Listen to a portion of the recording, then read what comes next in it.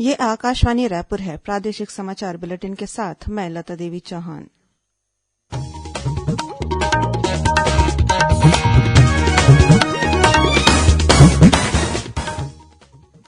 और अब पेश है आज के मुख्य समाचार। मुख्यमंत्री ने मासिक रेडियो वार्ता लोकवाणी में कहा कि महिलाओं के अधिकार की रक्षा, उनकी शिक्षा, सेहत, स्वावलंबन और आत्मसम्मान के लिए राज्य सरकार ने ठोस काम किए। राज्यपाल अनुसुईया उइके ने आदिवासी समाज से अपने बच्चों को अच्छी से अच्छी शिक्षा दिलाने का आह्वान किया। भारतीय जनता पार्टी की प्रदेश कार्य समिति की आज रायपुर में हुई बैठक में प्रदेश में कानून व्यवस्था की स्थिति को लेकर राजनीतिक प्रस्ताव पारित किया गया और जल जीवन मिशन के तहत छत्तीसगढ़ में अब तक 5,66,000 घरेलू नल कनेक्शन प्रदान किए गए।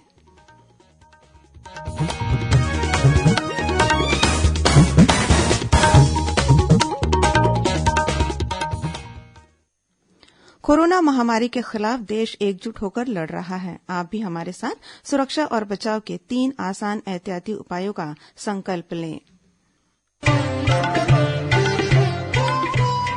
कोविड-19 से बचाव और सुरक्षित रहने के 3 उपाय।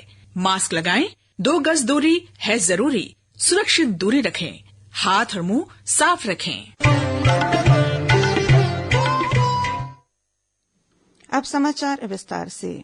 मुख्यमंत्री भूपेश बघेल ने आज प्रसारित मासिक रेडियो वार्ता लोकवाणी की 16वीं कड़ी में कहा कि महिलाओं के अधिकारों की रक्षा, उनकी शिक्षा, सेहत, स्वावलंबन और आत्मसम्मान के लिए राज्य सरकार ने ठोस काम किए हैं। उन्होंने कहा कि नारी शक्ति की भागीदारी से छत्तीसगढ़ में छोटी छोटी योजनाओं, पूंजी और उद्यमिता को मिलाकर एक नई आर्थिक क्रांति का जन्म होगा। यह आर्थिक क्रांति विकास का एक टिकाऊ मॉडल बनकर पूरी दुनिया में नाम कमाएगी। श्री बघेल ने लोकवाणी में महिलाओं के लिए किए जा रहे कार्यों का विस्तार से चर्चा करते हुए कहा कि वनांचलों और ग्रामीण क्षेत्रों में स्वावलंबन के लिए शुरू की गई योजनाओं से महिलाएं बड़ी संख्या में स्वावलंबी बन रही हैं। मुख्यमंत्री ने कहा कि महिलाओं के अधिकार सुरक्षित रहें, इसके लिए भर्ती, पदोन्नति और दस्तावेजों की छानबीन के लिए जो समिति बनेगी उसमें एक महिला प्रतिनिधि अनिवार्य रूप से रखने का प्रावधान किया गया है। साथ ही महिलाओं के लिए आरक्षण की सुविधा सुनिश्चित की गई है।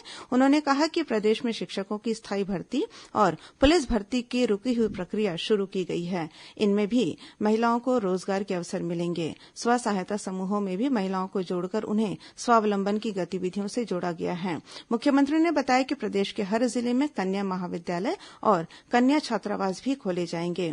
मुख्यमंत्री ने लोकवाणी में महिलाओं से कोविड-19 टीकाकरण में सहयोग का आह्वान करते हुए कहा कि टीकाकरण के बाद भी मास्क पहनना, सुरक्षित दूरी का पालन करना और हाथों को साबुन से बार बार धोने जैसे उपायों का पालन करते रहना होगा। कोरोना संकट के संदर्भ में मैं जरूर कहना चाहूंगा कि आप सब पात्रता अनुसार टीकाकरण में सहयोग करें। टीका लगाने और लगवाने का काम भी आपके बिना पूरा नहीं होगा। टीका लगाने के बाद भी मास्क, सुरक्षित दूरी तथा हाथों को साबुन से बार बार धोने जैसे उपाय करते रहें।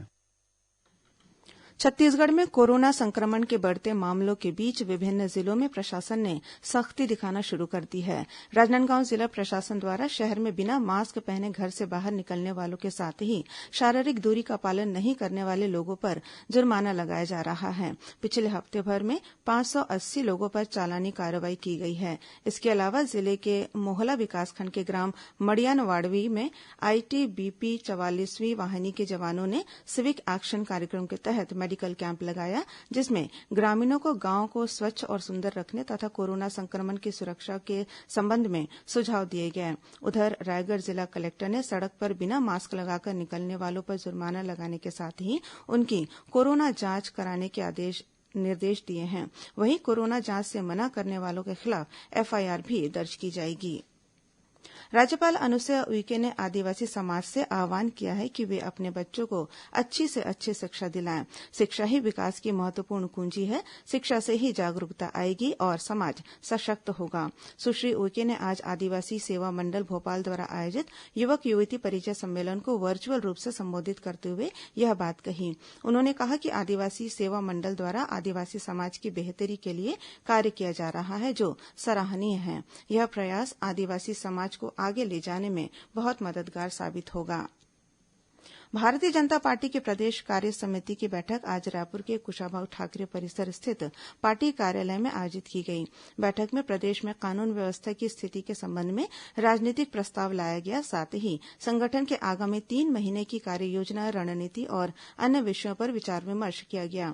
बैठक को संबोधित करते हुए भाजपा के प्रदेश प्रभारी डी पुरंदेश्वरी ने कहा कि हालात कैसे भी हों, पार्टी कार्यकर्ताओं ने विजय के लक्ष्यों के लिए काम किया है और भविष्य में भी वे ऐसे ही कार्य करते रहेंगे। उन्होंने कहा कि कोरोना काल में भी भाजपा कार्यकर्ताओं ने मजबूती के साथ कार्य किया है। भाजपा के प्रदेश अध्यक्ष विष्णुदेव साय ने उद्घाटन सत्र में कहा कि हम सबका एक ही लक्ष्य है, मिशन 2023। उन्होंने बताया कि बैठक में प्रदेश में कानून व्यवस्था स्थिति सहित अन्य मुद्दों को लेकर राजनीतिक प्रस्ताव पारित किया गया है। इनमें कार्यसमिति के सदस्यों के सुझाव को भी शामिल किया गया है। श्री साय ने राज्य सरकार पर हर मोर्चे पर विफल रहने और जनता के साथ वादाखिलाफी करने का आरोप लगाया। बैठक में भाजपा के राष्ट्रीय उपाध्यक्ष और पूर्व मुख्यमंत्री डॉक्टर रमन सिंह, नेता प्रतिपक्ष धरमलाल कौशिक और प्रदेश संगठन महामंत्री पवन साय भी मौजूद थे। इससे पहले कल भाजपा के प्रदेश पदाधिकारियों की बैठक आयोजित की गई, जिसमें पार्टी की आगामी रणनीतियों पर चर्चा हुई। प्रादेशिक समाचार आप आकाशवाणी रायपुर से सुन रहे हैं और अब आगे बढ़ते हैं बाकी के समाचारों की ओर। प्रधानमंत्री नरेंद्र मोदी के साथ संवाद वाले शैक्षिक कार्यक्रम परीक्षा पे चर्चा के लिए पंजीकरण का आज आखिरी दिन है। इस कार्यक्रम का यह 4था संस्करण है और इसे वर्चुअल माध्यम से आयोजित किया जाएगा। आकाशवाणी से विशेष बातचीत में केंद्रीय माध्यमिक शिक्षा बोर्ड के परीक्षा नियंत्रक संयम भारद्वाज ने अपील की है कि अधिक से अधिक संख्या में बच्चों और अभिभावकों को इस कार्यक्रम में भाग लेना चाहिए। मुख्यमंत्री भूपेश बघेल ने कहा है कि सिरपुर को विश्व धरोहर के रूप में विकसित करने और पहचान दिलाने के लिए राज्य सरकार हर संभव प्रयास कर रही है। श्री बघेल ने महासमुंद जिले के सिरपुर में आयोजित 3 दिवसीय अंतर्राष्ट्रीय सिरपुर महोत्सव और शोध संगोष्ठी कार्यक्रम को संबोधित करते हुए कहा कि सिरपुर के साथ ही डोंगरगढ़ और मैनपाट को टूरिज्म सर्किट से जोड़ने की तैयारी है, जिससे सैलानियों का रुझान बढ़ेगा और जल्द ही सिरपुर विश्व मानचित्र पर अंकित होगा। गौरतलब है कि बीते 12 मार्च से शुरू हुए 3 दिवसीय सिरपुर महोत्सव और शोध संगोष्ठी कार्यक्रम का आज समापन हो रहा है।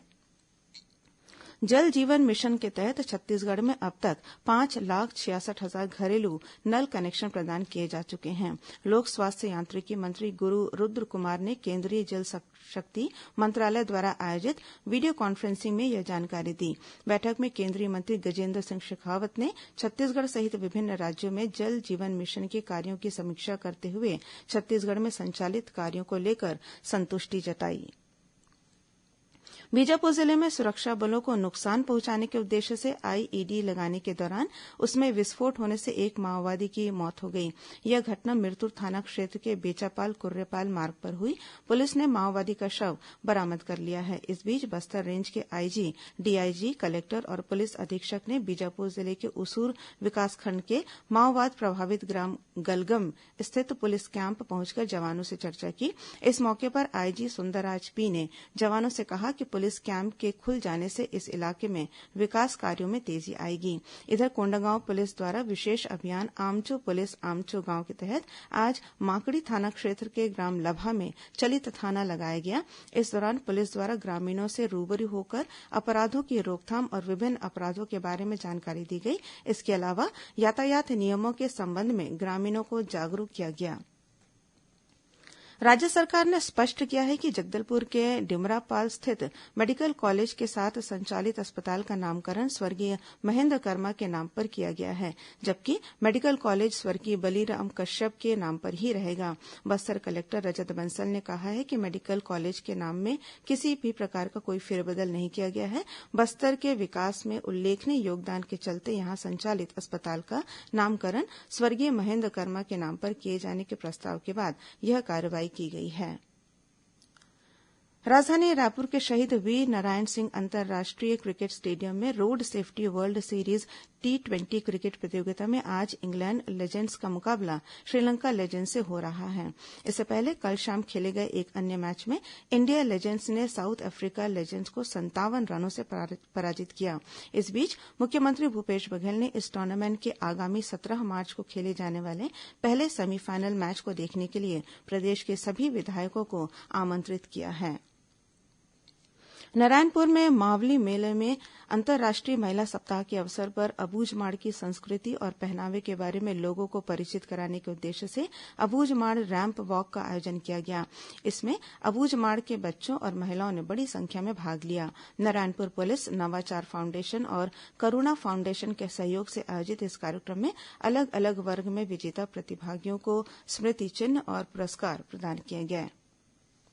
प्रदेश के पंचायत और ग्रामीण विकास मंत्री टीएस सिंहदेव आज रात 7:30 बजे आकाशवाणी रायपुर से प्रसारित विशेष कार्यक्रम हमर ग्राम सभा में राज्य शासन की नीतियों, योजनाओं और कार्यक्रमों के बारे में जानकारी देंगे। इस कार्यक्रम को मीडियम वेव 981 किलोहर्ट्ज पर सुना जा सकता है। इस कार्यक्रम को प्रदेश स्थित आकाशवाणी के सभी केन्द्र एक साथ रिले करेंगे। अब कुछ अन्य खबरें संक्षिप्त में। केंद्रीय सड़क परिवहन और राजमार्ग मंत्रालय द्वारा दुर्ग बस स्टैंड में यातायात जागरूकता अभियान के तहत कार्यक्रम का आयोजन किया गया। इस मौके पर सांसद विजय बघेल ने लोगों से यातायात के नियमों का पालन करने की अपील की। बलरामपुर जिले में राष्ट्रीय कृमि मुक्त कार्यक्रम के तहत 15 से 22 मार्च के बीच 1 से 19 वर्ष तक के बच्चों और किशोरों को आंगनबाड़ी कार्यकर्ताओं और मितानिनों द्वारा घर घर जाकर एल्बेंडाजॉल की दवा खिलाई जाएगी। धमतरी के आमा तालाब रोड स्थित सरस्वती शिशु मंदिर में आज संस्कृत भारती द्वारा संस्कृत भाषा के प्रचार प्रसार के लिए जनपद सम्मेलन का आयोजन किया गया। बस्तर में बाघ का शिकार और खाल की तस्करी करने के आरोप में सरकारी कर्मचारियों सहित 14 लोगों को पुलिस ने गिरफ्तार किया है। आरोपियों के खिलाफ वन्य जीव संरक्षण अधिनियम के तहत कार्रवाई की जा रही है। रायगढ़ जिले के धरमजयगढ़ स्थित ग्रामीण बैंक के एक कैशियर पर फायरिंग करने पर 4 आरोपियों को पुलिस ने गिरफ्तार कर लिया है। आरोपियों के पास से एक रिवॉल्वर, जिंदा कारतूस और 3 मोटरसाइकिलें बरामद की गई हैं।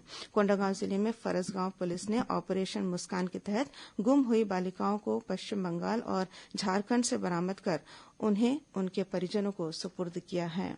कोरिया जिले के चर्चा क्षेत्र में भालू के हमले से 3 लोग घायल हो गए हैं। संसदीय सचिव अंबिका सिंहदेव ने अस्पताल पहुंचकर घायलों का हालचाल जाना। और कोरिया जिले के चिरमिरी स्थित आईईसीएल की कोयला खदान में आग लग गई। फायर ब्रिगेड की मदद से आग पर काबू पाने का प्रयास किया जा रहा है। अंत में मुख्य समाचार एक बार फिर। मुख्यमंत्री ने मासिक रेडियो वार्ता लोकवाणी में कहा कि महिलाओं के अधिकारों की रक्षा, उनकी शिक्षा, सेहत, स्वावलंबन और आत्मसम्मान के लिए राज्य सरकार ने ठोस काम किए। राज्यपाल अनुसुईया उइके ने आदिवासी समाज से अपने बच्चों को अच्छी से अच्छी शिक्षा दिलाने का आह्वान किया। भारतीय जनता पार्टी की प्रदेश कार्यसमिति की आज रायपुर में हुई बैठक में प्रदेश में कानून व्यवस्था की स्थिति को लेकर राजनीतिक प्रस्ताव पारित किया गया। और जल जीवन मिशन के तहत छत्तीसगढ़ में अब तक 5,66,000 घरेलू नल कनेक्शन प्रदान किए गए। इसी के साथ प्रादेशिक समाचार बुलेटिन समाप्त हुआ। नमस्कार।